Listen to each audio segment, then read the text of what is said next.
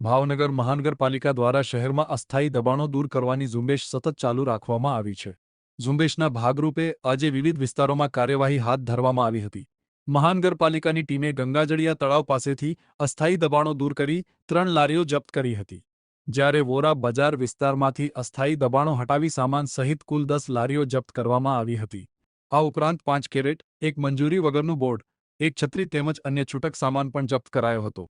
તે ઉપરાંત વડવા વોશિંગ ઘાટ, મોચી બજાર અને સનાતન સ્કૂલ નજીકથી અસ્થાયી દબાણો દૂર કરી 5 લારીઓ, એક કાઉન્ટર, એક ગેસની બોટલ તથા એક ચૂલો જપ્ત કરવામાં આવ્યા હતા.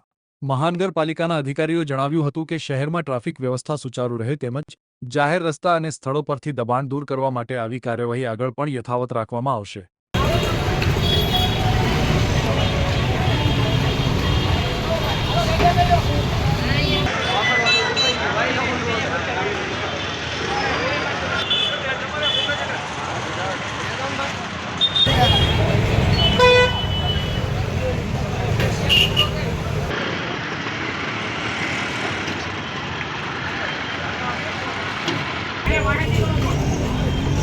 અકાઈ રીત કહેવાય કે ના કહેવાય જડી કે હોલી તડે આ જો ગરીબ માણસની આડી કે